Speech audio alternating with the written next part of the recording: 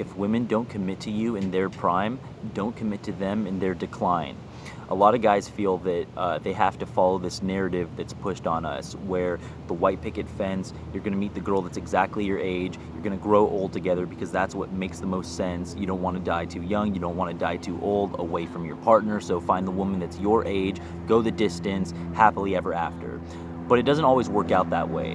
When it comes to marriage or a committed relationship or raising children or having a functional family, realistically, the guy needs a burden of performance, financial performance, and the woman needs fertility. So in America, it's super ironic because the best ages for childbearing for the woman is realistically late teens and early 20s, her peak fertility years.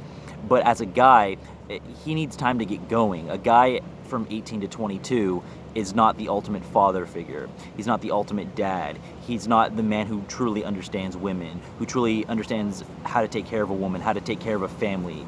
With the economy and the way things are set up, he's not that man yet from 18 to 22. So while she's in her prime in terms of peak fertility, he's not in his prime in terms of raising a family. So it might take time for him to get going. So if a guy's 18 years old and he goes up to a girl he's attracted to and he's looking for a commitment, wants to go the distance with her, she's going to look at him like, well, he just graduated high school, he's 18. So she's going to explore other options, which makes sense. Like, he can't really provide much at 18. There's nothing wrong with her exploring other options, pursuing her education, career, playing the field, sleeping around, whatever. But the problem with that is that she loses leverage over time.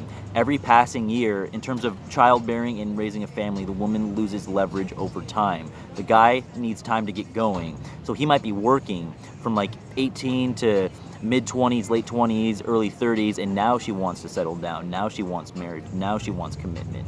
But the problem is with this is that it doesn't always line up that way, because if the guy wants to pursue her at 18 or 20 and she's not willing to do so, who's to say that he just has to commit to her now that she's hit her wall, now that she's like 30, or like she's like past her prime? Like, she didn't give him her prime years, so why should he give her a commitment going forward through the rest of life?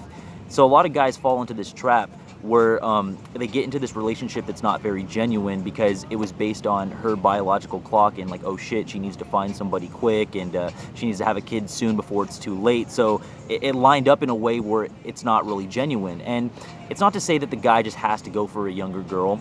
It can work. Like a guy that's 30 can meet a girl that's 30 and it can work. It's not to say that like he just has to go for the younger, more fertile girl. But the problem with that is, what would she have said if he tried to pursue her at 18? Would she have ignored him? Would she have dumped him? Would she have rejected him? You got to think about that. If you're not her first choice, keep it moving. If you're not her first choice, just go to the next. You don't need to be the backup plan. You don't need to be the beta provider.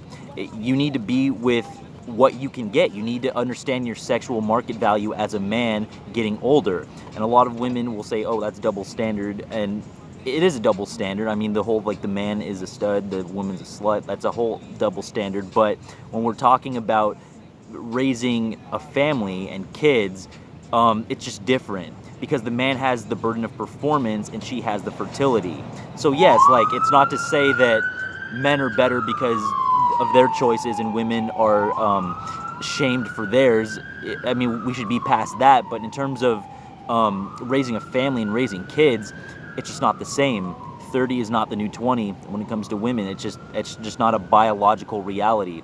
And a lot of women will say, well, I can have a career and make six figures and that's fine, and I can make more money than my man. Yes, you can. And I wouldn't mind if a woman made more money than me, but you have to understand that it throws a wrench into the dynamics of things, the masculine and the feminine. So even if you get into a relationship with a woman who makes more money, a lot of these women, they want to date at their level or above. No woman making six figures is dating a guy making minimum wage. The feminist is not hooking up with a guy who goes to women's marches.